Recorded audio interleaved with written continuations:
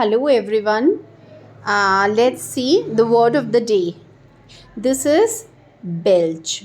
The pronunciation is belch. And what is the meaning of belch? It's डकार आना. Let's see the sentence. हम खाना खाने के बाद डकार लेते हैं. We belch after eating the food. Let's see it one more time. Belch. Okay. Is it clear to all of you? Keep practicing.